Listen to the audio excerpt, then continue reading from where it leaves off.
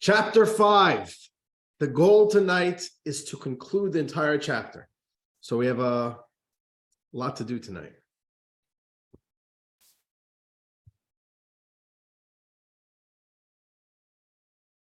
So where are we holding in Tanya? What's the flow of ideas currently?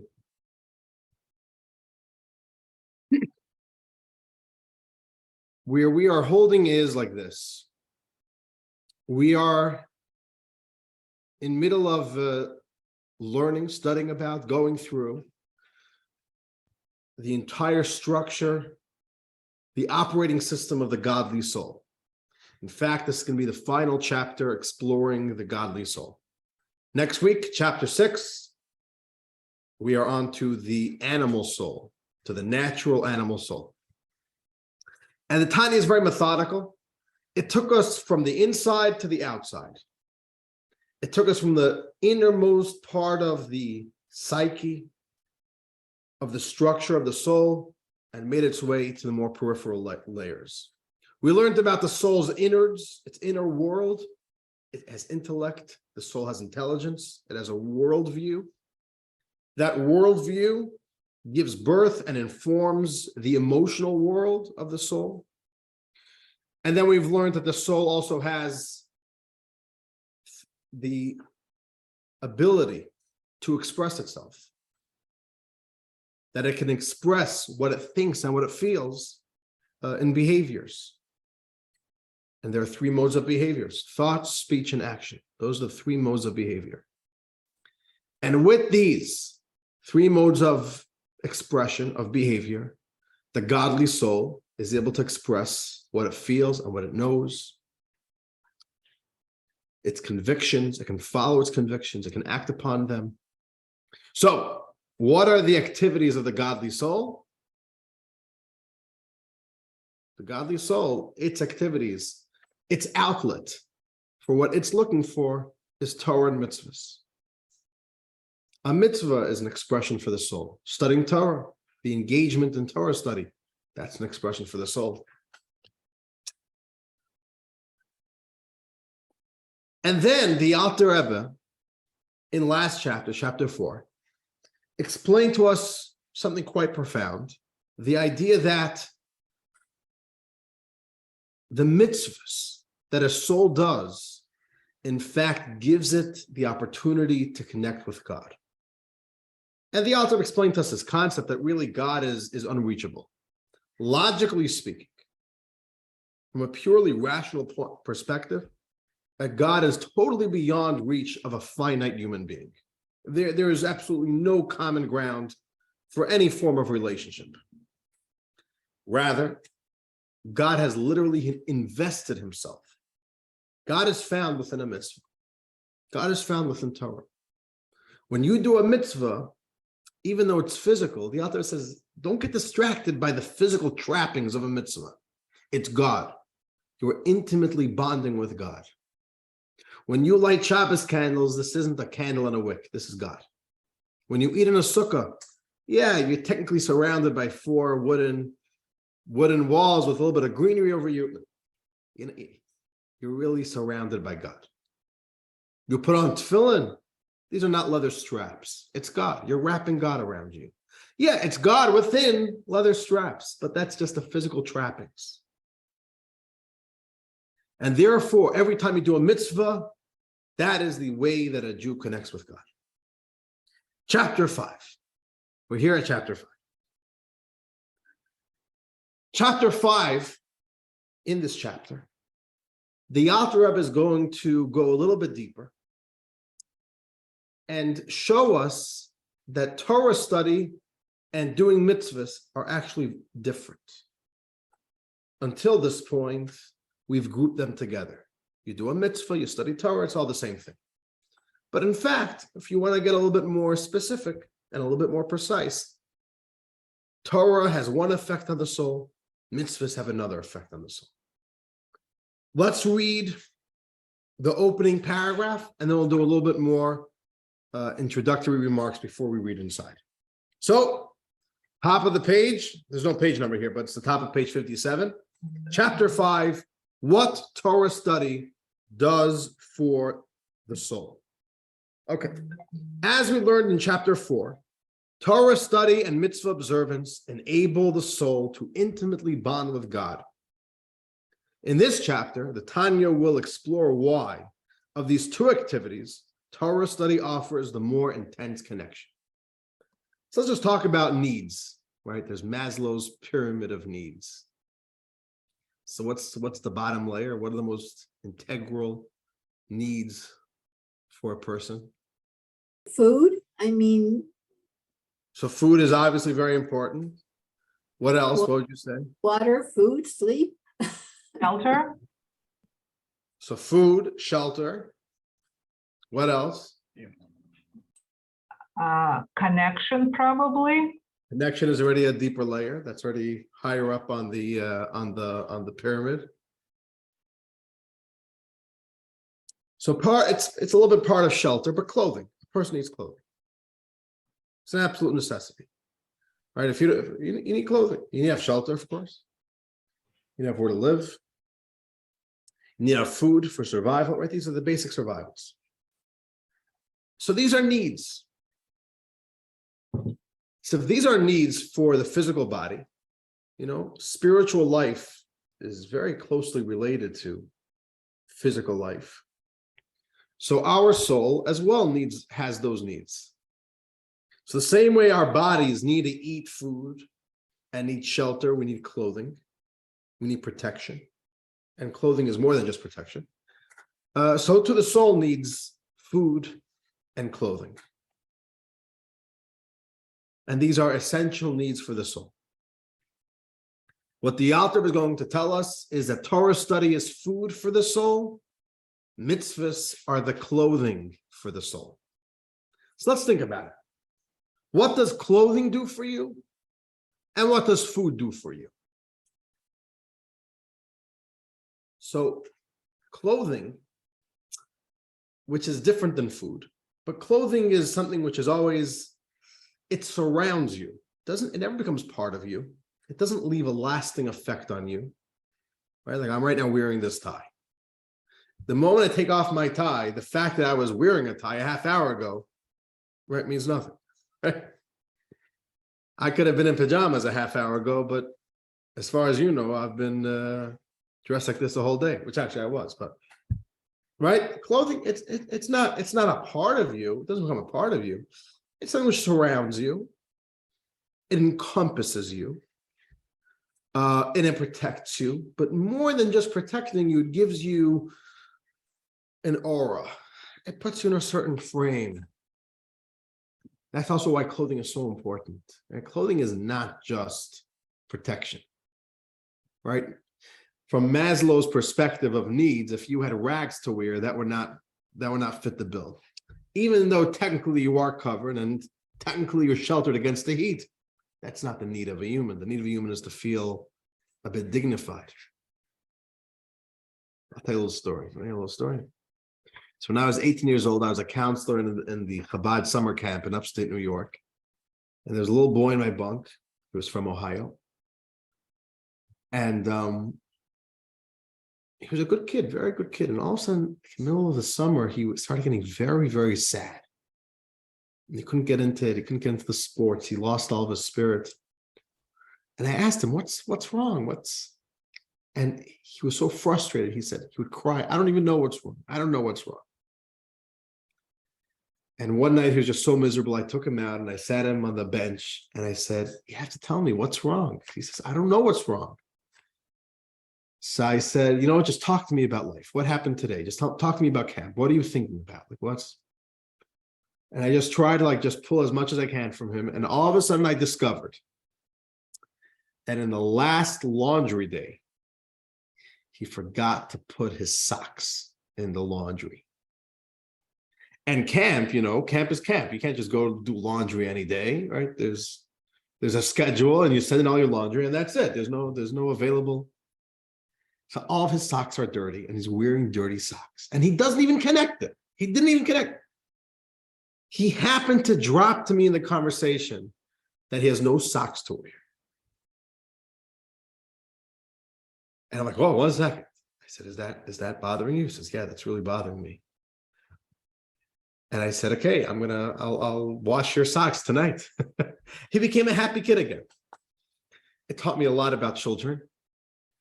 You have to be very patient and you have to really work hard on listening closely. But also clothing is a real need. Okay, so clothing is a very real need. You need to feel like a mensch. You need to feel comfortable. You need to feel clean. And clothing, it sets you in the right tone of frame of mind, right? If you walk around in pajamas the whole day, like we did at the beginning of COVID, you're not a mensch. You don't feel good. You don't feel empowered. When you get dressed, you feel good. You feel empowered. So that's what clothing does. It sets you in the right frame of mind. It puts you in a certain aura. That's clothing. What's food? Food is very deep. Food has no purpose if it's around you, right? If you got food in your fridge, if you got food in your pantry, that's not the need of a human. It's not to have food. The purpose of food, what it does for your survival, for your needs, is that you have to eat it.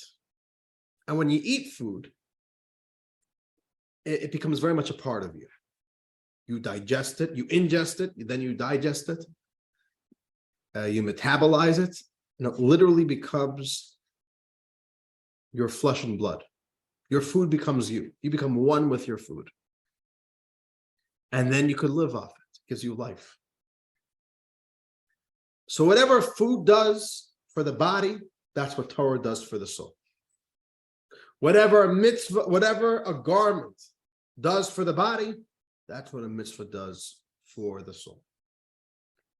And the author is going to show us and demonstrate to us that there's something great about Torah study, something greater about Torah study than even doing a mitzvah. So let's begin reading. Let's begin reading chapter 5. Here we go. Part 1, an unparalleled unity with God. Okay. The Alter Rebbe says like this. Let's clarify in more depth the term grasp as used by Elijah the prophet when he said, no thought can grasp you at all. So this was a quote from the Zohar, which is quoting Elijah the prophet, the same one that comes around to our Seders every year, and the same Elijah that comes around by every Jewish boy's circumcision, by the bris. That Elijah the prophet said, no thought can grasp you at all, which was a theme, a big theme of last chapter. God is unreachable. God is unfathomable. And the author says, wow, that's an interesting term, grasp. No thought can grasp you. Grasp? You grasp a cup. You can grasp this cup. You see this beautiful message on the cup? Kindness is catchy, so be a super spreader. All right, that's nice. From Chabad Windsor, from our dear friends right over the river at Chabad Windsor. L'chaim, l'chaim. Okay. So you grasp a cup, you grasp a ball. What does it mean? No thought can grasp God. Like what does grasp mean? So the author is going to give us a deep dive into how the process of studying something works. The mind, intelligence, human intellect. How does it work? And it's a very interesting concept here, what the author says. So let's read. Grasping intellect. When your mind conceives and masters an idea, we say that your mind grasps it, meaning that it assimilates and engulfs this idea, right? In the English language, we have it. Did you grasp the idea? Do you get it? The same could be said from the perspective of the idea itself. Once you've thought this idea through, it is grasped, meaning assimilated and invested within your mind that was mentally processing it. Which means, if you want to kind of like visualize this a little bit, there's me, there's my mind, and then there's an idea.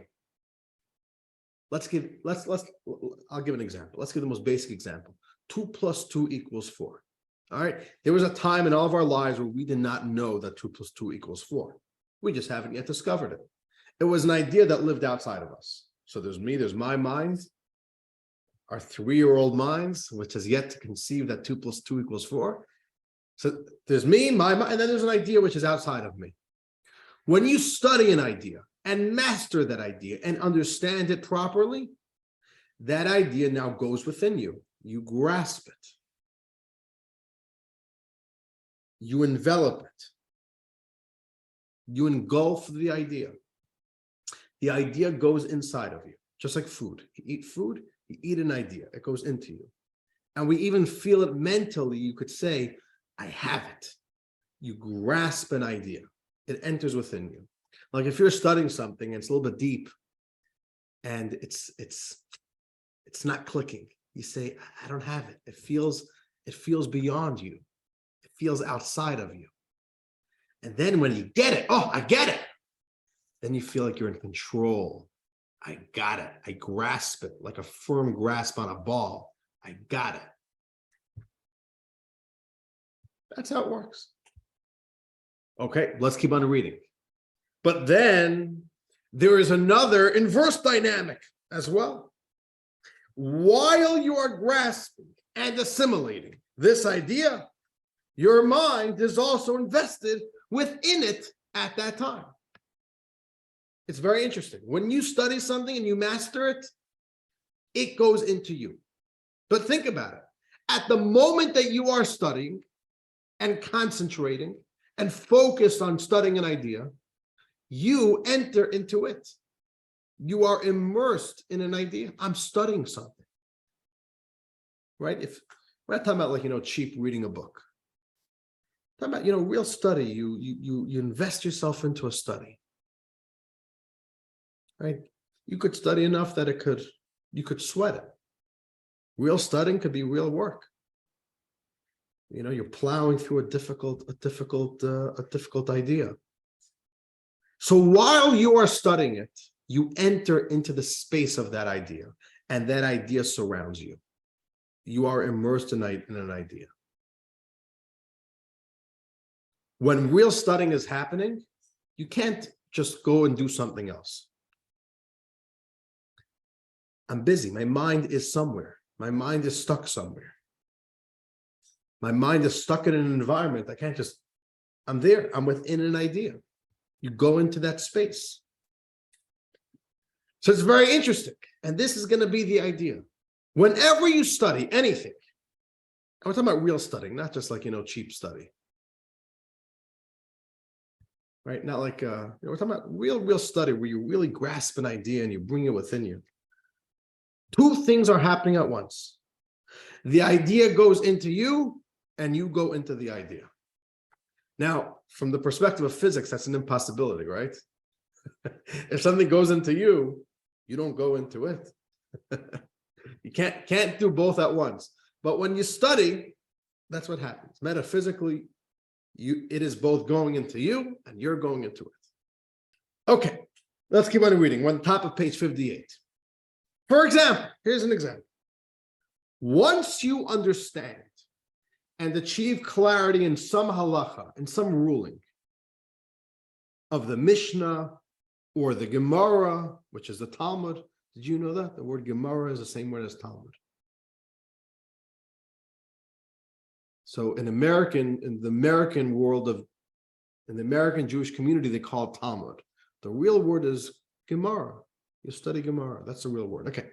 So when you understand and achieve clarity in some halacha, which means a ruling, of the Mishnah or the Gemara, which is Talmud, your mind has now grasped and assimilated that halacha. When you learn something in Jewish law and you understand it well, you have now just brought that idea within you. You now grasp it. Your mind grasps it. Yet, at the same time that you are internalizing the idea within your mind is also immersed and invested within that idea, within that halacha. Right? So anything you study, when you learn Judaism, you learn Tanya, and we're talking about doing Oh, Dr. Leaf says a merger. Very good. But it's a two-way merger. It merges into you and you merge into it. That's what's happening. The author is trying to bring out over here that you ingest, you literally bring within you every piece of information that you study. And as well, you enter into the world of anything whenever you properly study it. Two things happen at once. Now, where's the author going with this? What's the point of this whole conversation? Here's the point. Here's the point. Let's think about it. You have the opportunity to bring within you, literally bring in within you, the same way you do with food, an idea. Any idea. You could study astronomy. You can study architecture. You can study engineering. You could study math. You could also study Torah. When you study Torah, just like any subject, you are bringing within you and digesting a piece of information that is now going to be a part of you. And as Dr. Lieb said, I like that word, that idea has now merged with you. It is now part of who you are. Right? When we say 2 + 2 = 4, do we quote our preschool teacher on that? Mrs. Goldstein told me when I was 4 years, 2 + 2 = 4. That's how I know it. No, we don't quote anybody because I get it. You only quote somebody when it's not yours, your idea. It's mine. It merged with me. Part of who I am, part of how my mind thinks that 2 + 2 = 4. It's not an idea. It's not that there's an idea and there's me, and I happen to know of the idea. No, the idea goes into you. It becomes part of you, just like food becomes part of you. So we could do that with Torah. We could bring Torah into us and make it a part of us. That's a big deal. Why? Let's read. Grasping infinity. Now, this halacha, when you study a little bit of Judaism, this halacha is the wisdom and desire of the Holy One, blessed be He. What's Jewish law? I want to give you a little bit of this introduction. What's Judaism? When you open up a Talmud, now we are a very weird religion. We're the only religion that has the value of studying for no purpose.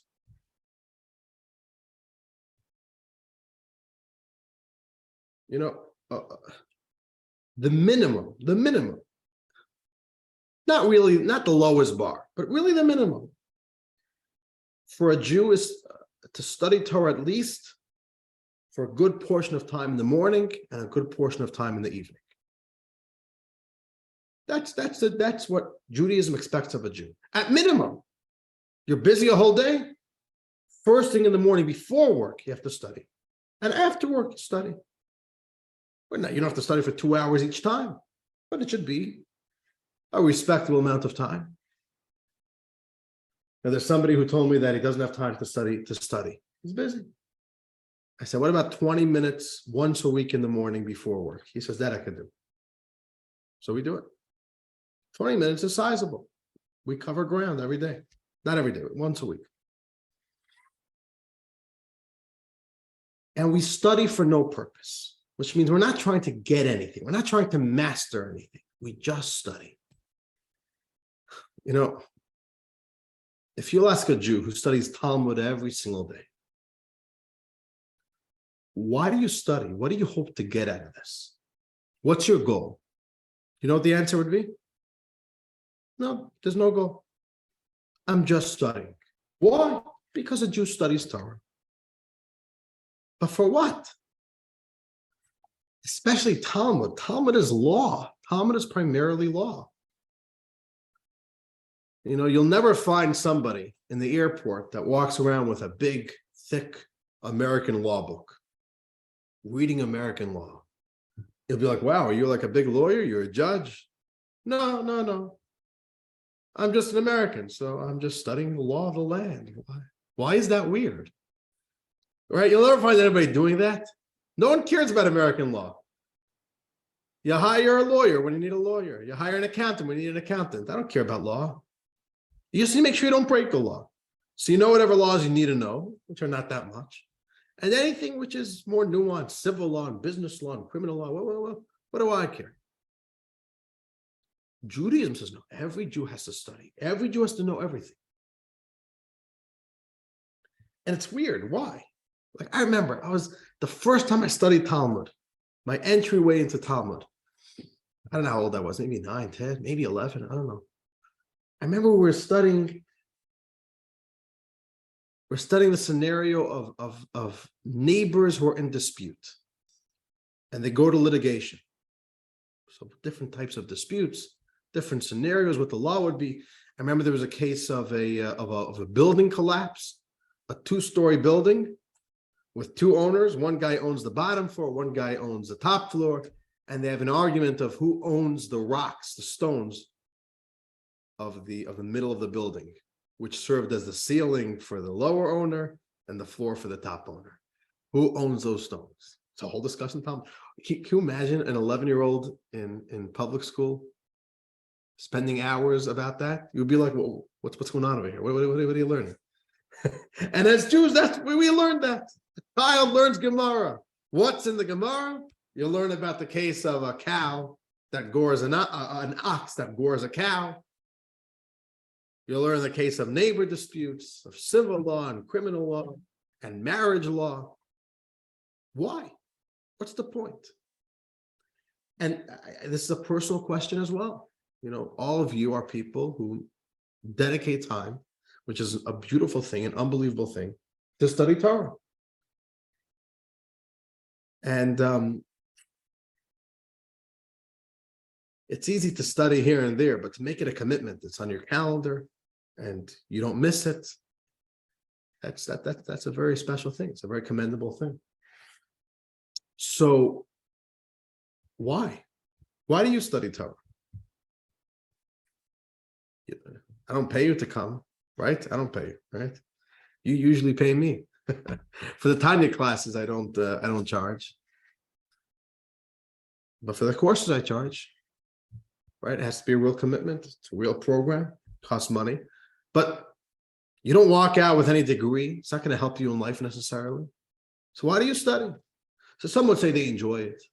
Some would say it's intellectually stimulating. So other types of answers. Some people enjoy being Torah scholars. It's a personal pleasure. It's like the status. I like being smart. Why study Torah? What does Torah have in it for us? What does Torah have in it for me as a Jew and for you as a Jew? So here's the thing. Most people don't study law because there's no real value in the study of law. There's no real value in study of law. You know, why were laws created? Why does America make laws? Why did America make a constitution? You know, why were there always laws? Why was there common law? It's very simple. Because human beings are flawed. And we want to live in a civilization, in a society which is functioning, we could survive, we could thrive. You know, we don't want people killing each other. So what do? You got to make laws. So the legislators and people, simply by experience, look around and say, what laws do we need? What do we need to regulate? What here needs regulation? And we'll make those regulations. So the whole purpose of a law is simply there to help us, to help people. So there's no point in studying it. As long as it's being followed, as long as it's being enforced, as long as we have lawyers who could guide us when we have a question. I don't need to study it. It's just utilitarian. But Jewish law is very different. Jewish law is not just laws to regulate people. And it's not just utilitarian. What is it? Jewish law, every part of Torah, but not just the mystical, spiritual parts of Torah. The most basic, the most undignified part of Torah, the most dry part of Torah is simply God's wisdom and God's will. You want to understand God a little bit? You want to get a little bit of a feel for how God thinks, what God's desires are? Study Torah. That's why I do study Torah. Let's read. Now, this halacha is the wisdom and desire of the Holy One, blessed be He.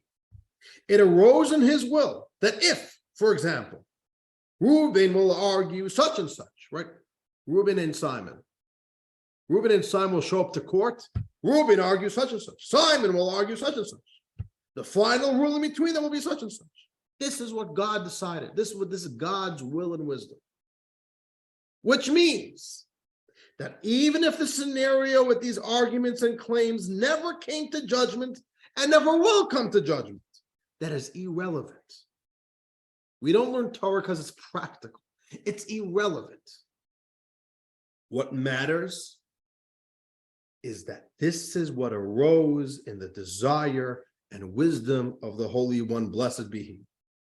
That if one person argues like this and the other argues like that, this will be the rule. I'm not here to know what to do practically. We don't study Torah so that we could have practical guidance in life. That's a side benefit. We study Torah because we simply get a piece of God's thinking process into our brain. And I don't care what I'm learning about. That's the value of studying Torah. A little bit of God's wisdom and a little bit of God's will enters into me. And I can let that now change my thought process and become part of who I am.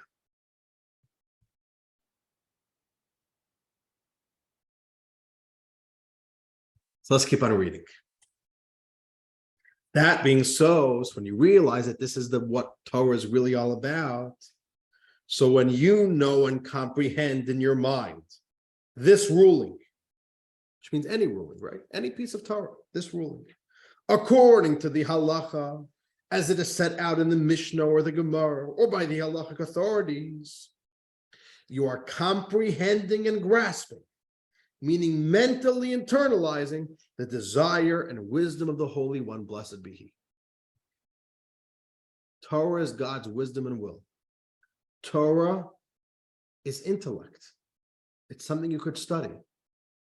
So via the mind, you could internalize Torah, which means you internalize God Himself. You want to get to know a little bit about how God thinks? You want to know a little bit about how God feels, what God's desires are? Studying Torah allows that to not just be something you can know, but something that you could digest and make a part of you. You want to get to know God on the most deepest level, intimately bonded, intimately merged with it? Study Torah. Let's continue reading. Now, true, no thought can grasp it, right? Quoting that quote from the Zohar that we've quoted so many times. No thought can grasp him. Who can fathom God? Not Him, not His desires, and not His wisdom, as we've learned earlier from the Zohar. But yet, nevertheless, you can grasp it by grasping these halachos that have been made accessible to us. Because within these halachos are invested His essence, His desire and wisdom. God invested Himself in Torah. Torah could be ingested and digested by you. You study Torah, you bring God deep within you. And the Alter Rebbe adds, and not only is your mind encompassing them, the Torah, your mind is also invested within them. Right? Not just it goes into you, you go into it. You're surrounded by it.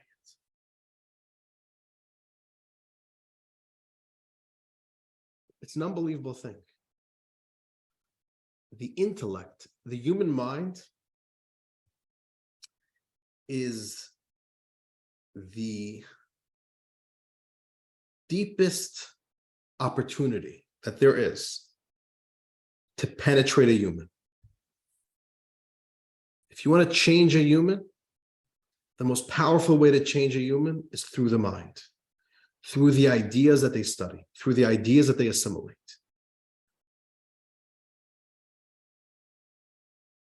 It's a deepest invasion of your psyche. It changes the way you think. It changes your perspectives. It changes the way you feel about things. When you study Torah, you're allowing God to take over, to train you, to change you, to elevate you from inside out. You're not just entering into a holy space. You're allowing that holy space to go within you and make you holy, make you godly.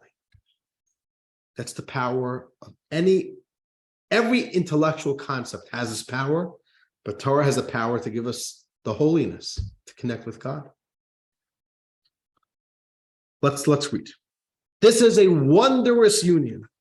This concept that a person can unite so deeply with God, merge so deeply, that God becomes that the godly intellect, God's wisdom and will can enter into our mind and rewire our brain, rewire our heart, just like anything we'll learn. The Alter says, this is a wondrous union. It's unbelievable. There is no union similar to it in the physical universe, nothing even in its class. That two things should remain two things and yet become actually unified as one in every aspect.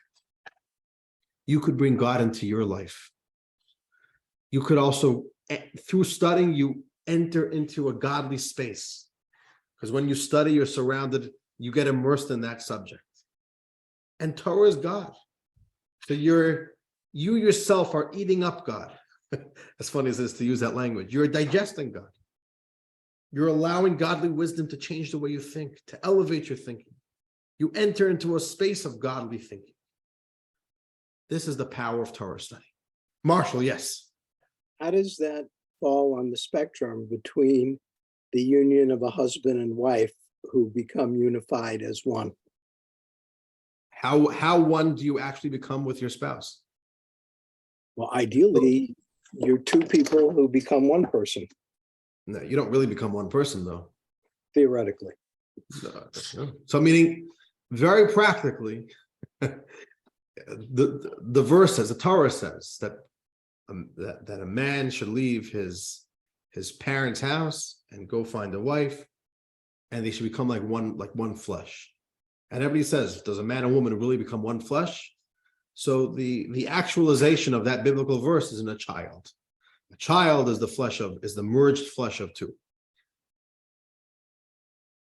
Over here, man can reach God and can bring God, not just that he has something godly in his life, but God becomes part of him. Just like food becomes you. It's actually amazing seeing it in children. You don't really see it in adults as much. Like children grow. It's like, wow, you grew so much over the summer. If they grew 2 inches, they literally grew from food. Food became them. So let's think about Torah, which is food, becomes you. God becomes you. It totally merges. You can't, it's inseparable. You and the Torah are one. You know, the Rebbe used to bless the yeshiva students to become Torah Jews. Not just a Jew who studies Torah, a Torah Jew. You are the Torah. It's you. You study enough Torah that everything you think, the way you think, your worldview, the way you process ideas, it's all Torah. Let's continue reading. We have 15 minutes left, and I want to conclude the chapter. And at this point, the author says, oh, now that we understand the power of Torah, now we can explain why Torah, from a certain perspective, is greater, is more supreme than mitzvos. It has a deeper effect on the Jew. Let's read. Part 2, the superiority of Torah over mitzvot. This is the extra advantage, an infinitely greater and wondrous advantage, that the mitzvah of knowing and internalizing Torah has over all other mitzvos, over those that are performed by an action, even over those mitzvos that are performed by speaking, and even over the mitzvah of verbalizing the Torah which you study. The mitzvah of studying and understanding, intellectually understanding Torah is the greatest mitzvah. Why? Because when you perform a mitzvah by speaking or doing, the Holy One, blessed be He, surrounds your soul like a garment. Right there you have it, like a garment. And God's light encompasses you from head to foot. So a mitzvah, the energy of a mitzvah surrounds you. You enter into the space of light. It doesn't go into you, though. It only surrounds you, like clothing. But when you are engaged in the mitzvah of knowing Torah, then there are two opposite dynamics occurring. Not only is your mind immersed within God's wisdom, right? Not only is there a light surrounding you, but God's wisdom is also deep within you.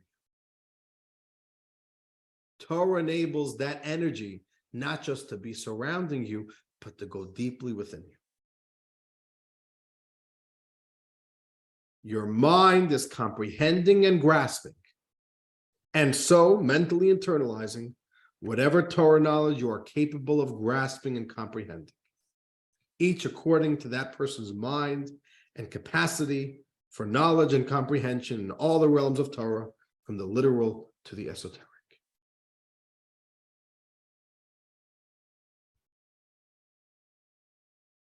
So each person, every single Jew, while some are smarter, some are not as bright, some have more sensitivity to deeper levels of Torah, some are not able to go as deep. It doesn't matter. Every Jew can study something according to your capabilities. And whatever you could study, when you internalize it and learn it properly, you're bringing God within you. And you are fully merging with that. And with that, let's move on now to part 3 of the chapter, food and garments. And the Alter is going to conclude the chapter with this concept, that the analogy for Torah is food, the analogy for mitzvahs is garments. I thought it would be helpful if I introduced this analogy right at the beginning of the chapter, but the Alter Rebbe only tells us about it here by the end of the chapter. So let's read. Part 3. Since through the mitzvah of knowing Torah, the Torah becomes invested within a person's soul and mind, and internalized within them, within you, within a person. Therefore, Torah is called bread and nourishment for the soul. There are many sources for this.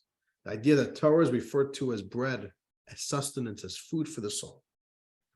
Now, why is that?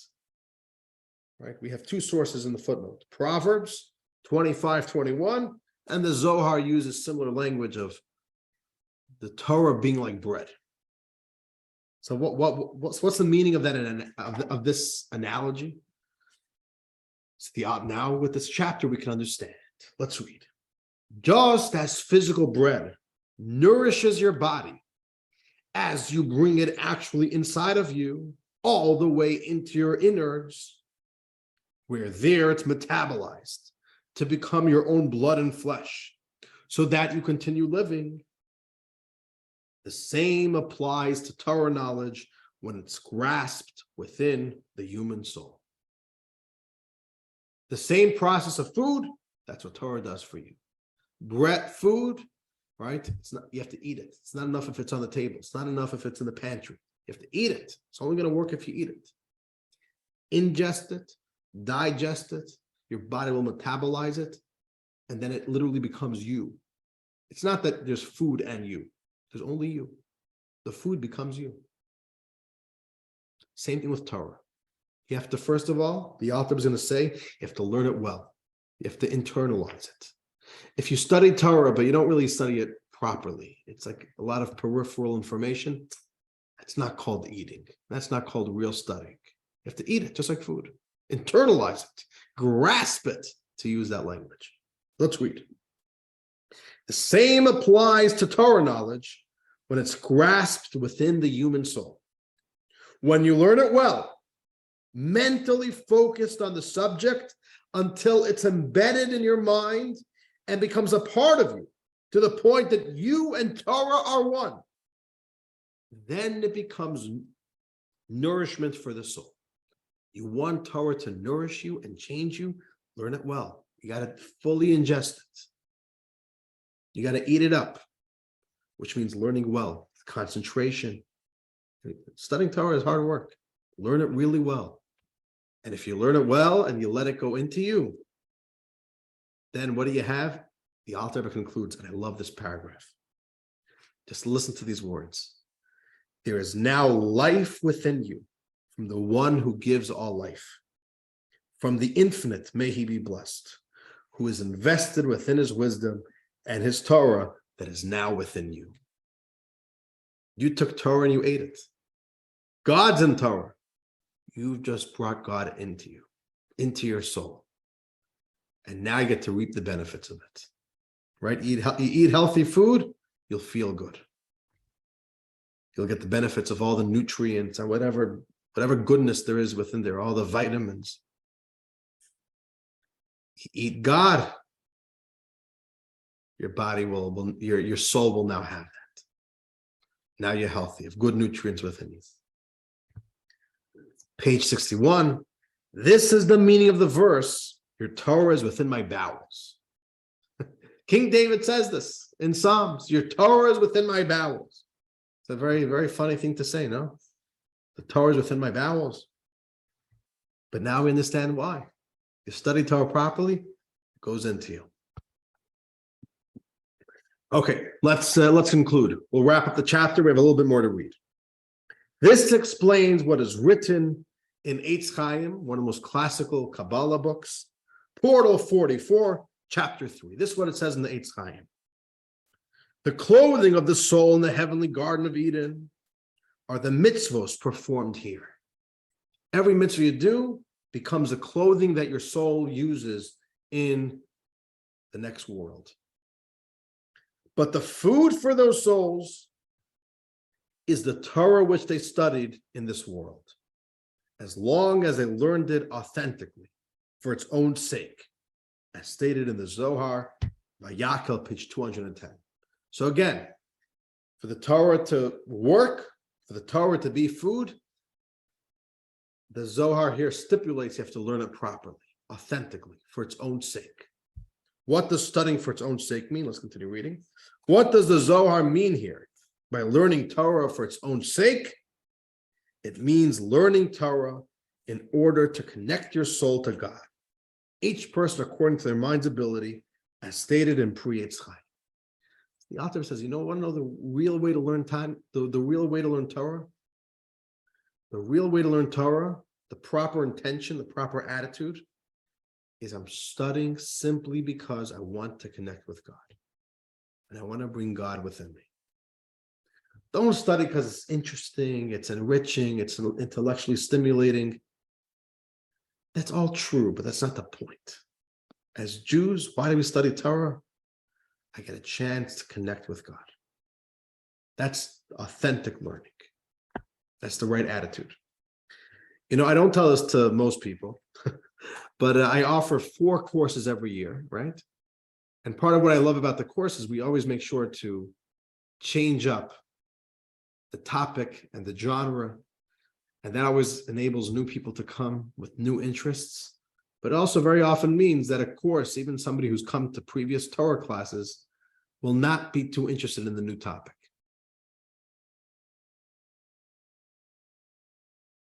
So very often, and I work hard, I market our new courses, and sometimes I'll speak with somebody and they'll say, you know what, Rabbi, I love learning with you, but this course is not, doesn't interest me. So usually what I say is, no problem. Everybody has different interests. And, you know, you'll wait around until there's another course that talks to you more. But with people who I feel could handle it and I'm comfortable with, I'll push them and I'll say, come anyways. We don't study Torah just because it's interesting to me. You study Torah because it's Torah.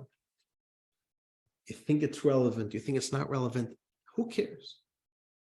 A Jew studies Torah. A Jew connects to God through studying Torah. If it's interesting and if it's relevant, that's a bonus. It's not why we're doing it. So I push people, come anyways. And by the way, you'll enjoy it either way. I don't give bad classes. I make sure that all my classes are good and interesting and stimulating and enriching and relevant. But that's not the point. Oh, I don't like this type of Torah study. No. We study. A Jew studies Torah. That's the proper way. Okay, there's a parenthesis here, which is a little bit deep. I'm going to read it. I'm not really going to explain much. And with this, we're going to conclude the chapter, and then I want to show you a little video, a little music video, something a little bit nice and sweet to conclude the evening. All right, the parentheses towards the bottom of page 61. The soul's food refers to its ability to internalize divine light, whereas its clothing referred to its sensitivity to the encompassing transcendent divine light, which means when we say that a soul in the world to come needs food and clothing, this is what it means. Okay, there's a lot of Kabbalistic lingo. Don't ask me to explain it to you. This explains why our rabbis of blessed memory said that the study of Torah is equal to all the other mitzvos, because the mitzvos are clothing alone, whereas Torah is nourishment as well as clothing for the thinking divine soul that invests itself within it at the time of focused study. Page 62. All the more so when you articulate the words of Torah verbally, then the breath of speech elicits encompassing transcendent divine lights, as stated in the Pri Etz Chaim. With that, we conclude the parentheses, and with that, we conclude chapter 5. And dear friends, at this moment, it's 8:30 on the button. That was great. We just concluded a chapter in an hour. Jason, you have a question? Yeah, just why are there parentheses for that part alone? I was actually just curious about that. So parentheses would be put in to the Tanya when there's something that the Alter Rebbe feels has to be mentioned, but it's not directly related to the flow of ideas. That's what a parentheses would be, which means that also gives us a little bit of leeway to not explore it in depth. We'll say, like, from the author's perspective, he had to say this. He couldn't finish a chapter without explaining this, but it's still a little bit of a parenthesis, which means it's not directly related to the important flow of ideas. So, dear friends, I hope that tonight's class and this chapter gave us a deeper understanding of our work, our engagement in Torah study. And really, if you want to understand the Jewish philosophy, the Jewish understanding of why Jews study Torah and what the Torah is really all about, this is the chapter that really gives us the real understanding of that. And I want to play for you right now a nice little song. It's 3 minutes. I love this song. So here we go. Here's our little video. Enjoy.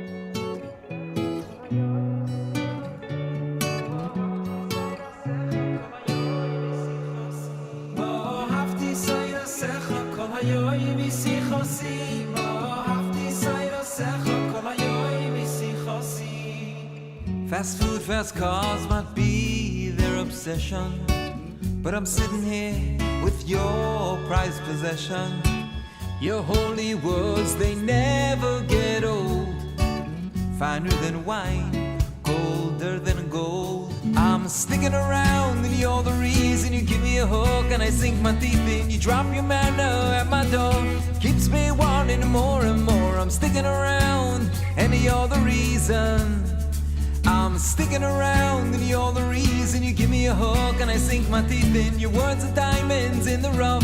I can never get enough. I'm sticking around and you're the reason. I'm sticking around and you're the reason.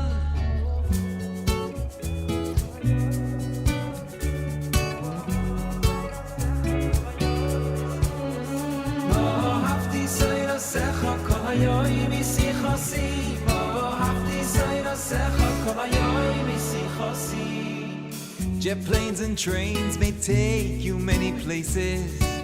I'm happy here with your scrolls and pages. Their restless hearts, they wander out all night.